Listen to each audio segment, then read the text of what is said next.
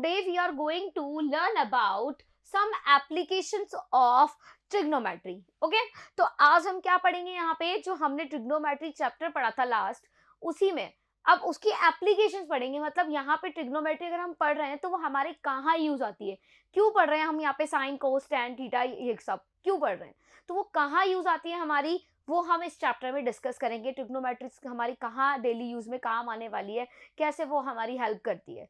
ठीक है, सो ट्रिग्नोमेट्री कैसे यूज आती है, इसकी एप्लीकेशंस क्या होती है, तो ये चैप्टर उसी से रिलेटेड है हमारा. राइट, तो हम स्टार्ट करते हैं इस चैप्टर को.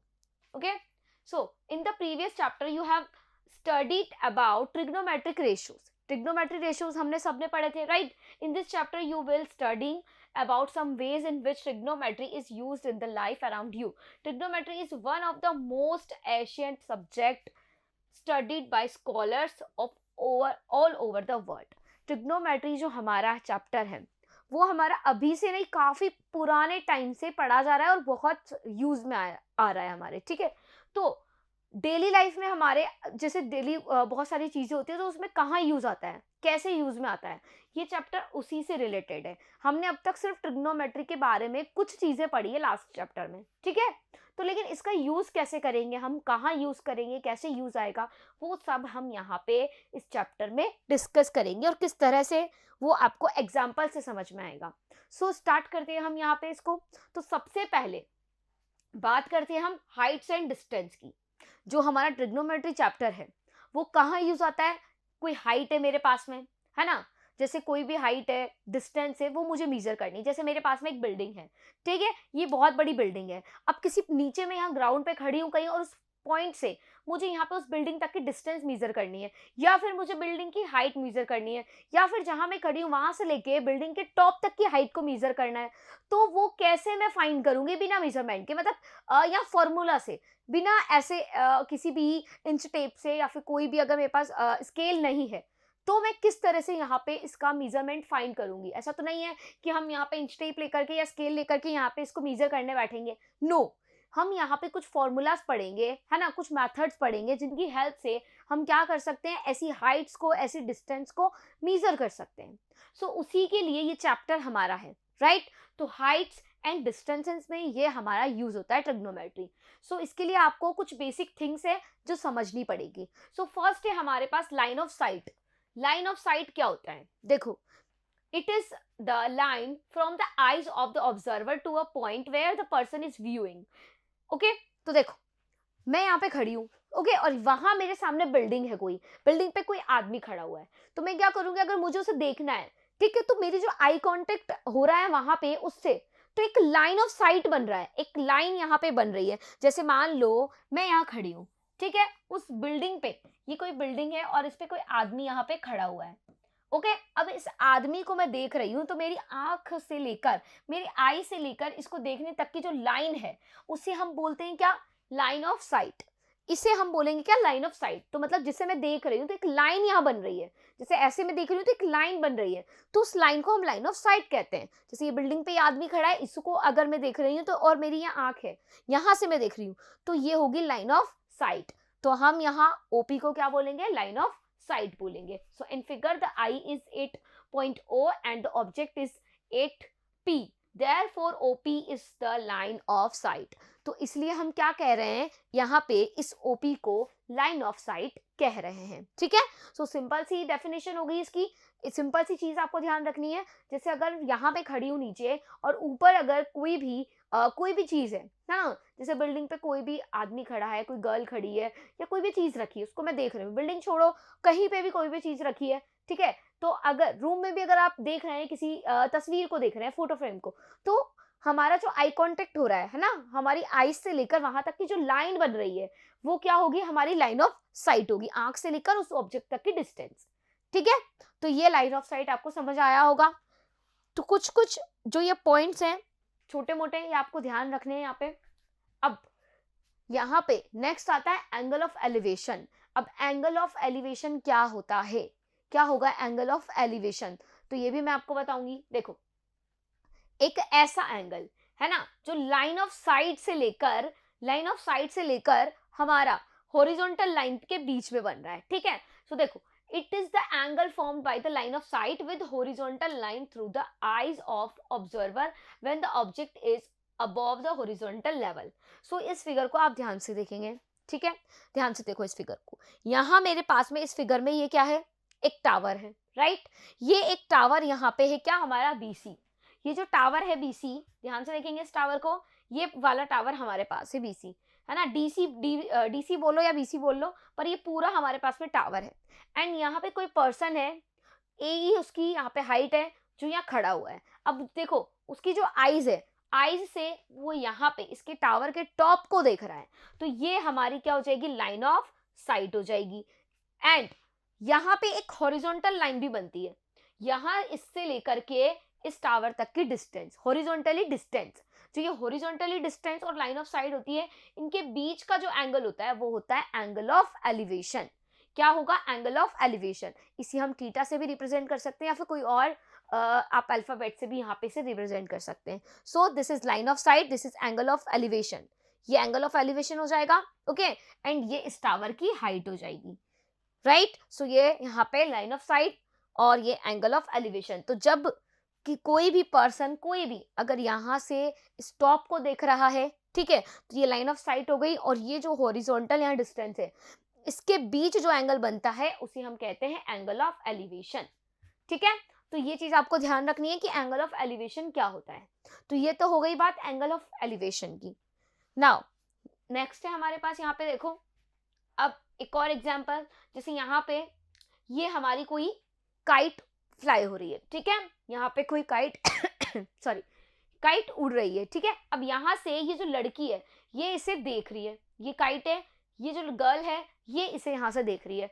तो इसकी आंख से लेकर इस काइट तक की जो डिस्टेंस है वो क्या हो जाएगी, लाइन ऑफ साइट हो जाएगी। एंड यहाँ से हॉरिजॉन्टली डिस्टेंस अगर आप देखते हैं, ये देखो ये यहाँ तक की ये काइट जहाँ हो रही है, इससे परपेंडिकुलर आप ड्रॉप करेंगे नीचे, एंड यहाँ से इसे आगे बढ़ाएंगे तो यहाँ 90 डिग्री का एंगल बनेगा, राइट। तो ये जो लाइन है मेरे पास में, ये होती है हॉरिजॉन्टल लाइन। तो इस हॉरिजॉन्टल लाइन और लाइन ऑफ साइट के बीच में जो एंगल बनना, वही क्या हो गया, हमारा एंगल ऑफ एलिवेशन हो गया, ठीक है। सो ये हमारा कैसा बन जाता है, एक राइट एंगल ट्राइंगल बन जाता है, जिसमें ये एंगल हम थीटा अज्यूम कर सकते हैं, ये 90 डिग्री होगा। इस ट्राइंगल को पूरे को नाम दे दो ABC।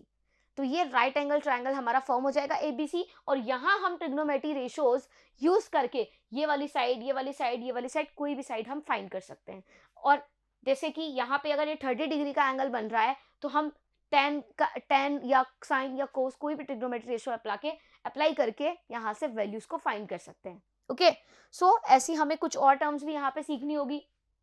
नेक्स्ट है हमारे पास अब angle of depression. Angle of elevation आपको समझ आ गया, अब है हमारे पास में एंगल ऑफ डिप्रेशन। देखो अब तक जो गर्ल थी वो नीचे खड़ी थी, जमीन पे खड़ी थी, ग्राउंड पे। अब अगर गर्ल ऊपर टावर से नीचे किसी को देख रही है, पहले क्या हो रहा था, नीचे से हम ऊपर बिल्डिंग पे किसी को देख रहे थे, लेकिन अगर कोई ऊपर बिल्डिंग से नीचे अगर हमें देख रहा है, तो जो एंगल हमारा अब बन रहा है, ठीक है, पहले हॉरिजॉन्टल लाइन के साथ नीचे बन रहा था, अब जो एंगल बनेगा वर्टिकल लाइन के साथ नहीं, अभी भी हॉरिजॉन्टल लाइन के साथ ही बनेगा एंगल। तो जो एंगल बनेगा वो एंगल ऑफ डिप्रेशन हो जाएगा। अगर ऊपर से कोई देख रहा है हमें, तो क्या होगा, यहाँ पे एंगल ऑफ डिप्रेशन बनेगा। अगर नीचे से कोई हमें देख रहा है तो एंगल ऑफ एलिवेशन बनेगा, okay. So it is the angle formed by the line of site with the horizontal line when the object is below the horizontal level, ठीक है। सो देखो एंगल ऑफ डिप्रेशन क्या हो जाएगा, ये हमारे पास में ये हॉरिजॉन्टल लेवल हो जाएगा, ठीक है। यहाँ पे ये लड़की यहाँ खड़ी है, ये यहाँ से नीचे इस वॉल को देख रही है, तो ये वाली हमारी लाइन ऑफ ऑब्जेक्ट हो जाएगी। एंड हॉरिजॉन्टल लाइन क्या होगी, देखो हॉरिजॉन्टल लाइन अब हम यहाँ ड्रॉ नहीं करेंगे, हॉरिजॉन्टल लाइन यहाँ ड्रॉ होगी। कहाँ से ड्रॉ होती है हॉरिजॉन्टल लाइन, जहाँ से हमारी आईज, जहाँ से आईज है, मतलब जहाँ से हम देख रहे हैं, तो यहाँ पे हम हॉरिजॉन्टल लाइन ऐसे बनाएंगे, तो हमारा जो एंगल ऑफ डिप्रेशन होगा वो बनेगा यहाँ पे, ठीक है। तो ये इसका एंगल ऑफ डिप्रेशन होगा। तो एंगल ऑफ एलिवेशन कहाँ बनता है, यहाँ, एंड एंगल ऑफ डिप्रेशन कहाँ बनता है, यहाँ ऊपर, ठीक है। सो दोनों में डिफरेंस आपको समझ आ गया होगा। ये हमारा हो गया यहाँ पे हॉरिजॉन्टल लेवल, ये हमारी लाइन ऑफ साइट, और ये एंगल हमारा होगा एंगल ऑफ डिप्रेशन। सो ये इसको आप इससे मिला दो, तो ये हमारा हो जाएगा क्या, एक right angle triangle. So angle of depression और एंगल ऑफ एलिवेशन और लाइन ऑफ साइट आपको यहाँ क्लियर हो गया होगा, ठीक है। तो ये कुछ टर्म्स हैं जो आपको यहाँ पे ध्यान रखनी है, राइट। एंड अब यहाँ पे कुछ इंपॉर्टेंट रिजल्ट है प्रीवियस चैप्टर से रिलेटेड। अगर आपने प्रीवियस चैप्टर अच्छे से पढ़ा है तो ये सारे रिजल्ट्स आपको यहाँ पे लर्न होंगे। ओके, सो क्या रिजल्ट है देखो, let angle BAC is theta be an acute angle of a right angle triangle ABC, we define the following ratios known as trigonometric ratios for theta। तो यहाँ पे अगर हमारे पास कोई ट्रायंगल है, so this is the triangle ABC, और ये जो एंगल A है ये है हमारे पास थीटा, राइट, और ये B वाला जो एंगल है ये हमारा क्या है, 90 डिग्री का एंगल है। सो अगर ये एंगल थीटा है, राइट, सो यहाँ पे अब इस थीटा वाले एंगल के लिए हम सारे ट्रिग्नोमेट्री रेशियोज लिख सकते हैं, है ना। और उन ट्रिग्नोमेट्री रेशियोज की अगर वैल्यू की बात करें, सो देखो यहाँ पे BC ये थीटा है A, तो इसके सामने वाली जो साइड होगी वो परपेंडिकुलर होगी और ये बेस होगा और ये हाइपोटेनियस होगा।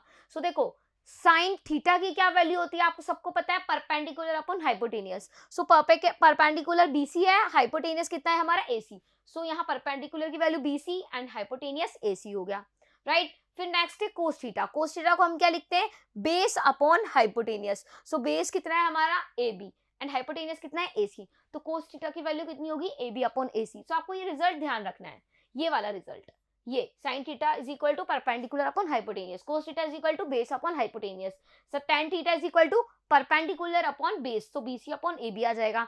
अब ये कुछ है रेसिप्रोकल रिलेशन, अगर आपने तीनों यहाँ पे फाइंड कर लिए हैं तो आप इनकी हेल्प से यहाँ पे रेसिप्रोकल रिलेशन अप्लाई करके cosec theta, sec theta and cot theta भी फाइंड कर सकते हैं।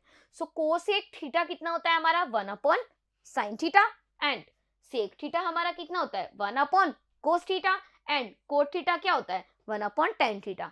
तो ये कुछ इंपॉर्टेंट रिजल्ट्स हैं जो आपको यहाँ ध्यान रखने हैं। अगर ये इंपॉर्टेंट कुछ रिजल्ट जो आपने लर्न रख रखे हैं तो आप इजीली इस चैप्टर से रिलेटेड जो भी हमारे क्वेश्चन से एग्जाम्पल्स हैं उन्हें सॉल्व कर पाएंगे। लेकिन अगर आपको यही यहाँ पे लर्न नहीं है देन आप इस चैप्टर को नहीं कर पाएंगे।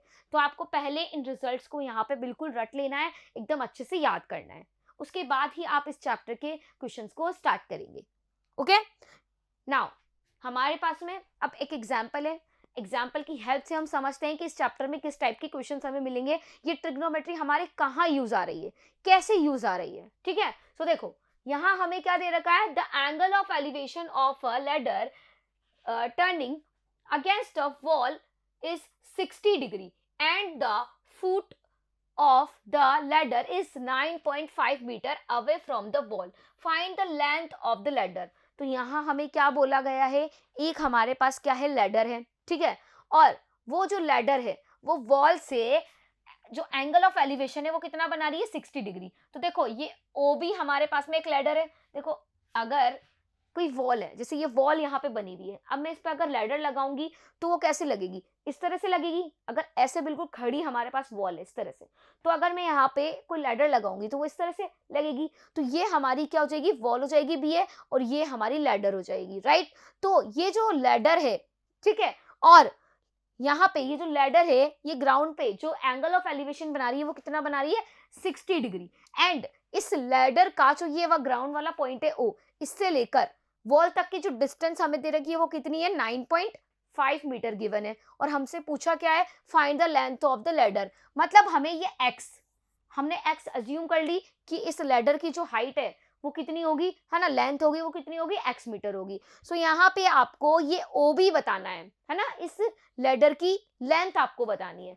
सो कैसे फाइंड करेंगे अब हम इसे, तो आपको यहाँ पे देखना होगा क्या कि ये OAB जो है वो मेरा क्या बन रहा है, एक राइट एंगल ट्राइंगल बन रहा है। अगर ये राइट एंगल ट्राइंगल है और ये मेरा एंगल 60 है, इसके लिए हम लिखेंगे ट्रिग्नोमेट्री रेशियोज, तो ये हो जाएगा इसका बेस, ये हो जाएगा हाइपोटेनियस, ये हो जाएगा परपेंडिकुलर। अब देखो हमें यहाँ पे फाइंड क्या करना है, आपको उस पर फोकस करना है, क्या फाइंड करना है, हाइपोटेनियस। तो अब और हमें गिवन क्या है यहाँ पे बेस, तो अब आपको ऐसा ट्रिग्नोमेट्री रेशियो का फॉर्मूला यूज करना होगा जिसमें बेस और हाइट आते हैं। तो किसमें हमारे बेस और हाइपोटेनियस आते हैं, तो किस ट्रिग्नोमेट्री रेशियो के फॉर्मूला में बेस और हाइपोटेनियस आते हैं, कोस थीटा में। तो आप यहाँ कोस थीटा वाला फॉर्मूला अप्लाई करेंगे, ठीक है। सो कोस 60 कितना हो जाएगा मेरा, base upon hypotenuse. So base कितना होगा 9.5 एंड हाइपोटेनियस तो हमें फाइंड ही करना है, और कोस 60 की वैल्यू आप पुट कर देंगे। ओके, सो कैसे करेंगे क्वेश्चन देखो, let OB be the ladder leaning against the wall AB, then AOB is 60 degree and OA is equal to 9.5 meter. Let the length of the ladder OB is equal to x meter. तो हमने यहाँ पे जो leather की length है वो ladder की जो लेंथ है वो हमने मान ली है क्या, x metre. In the right angle triangle OAB.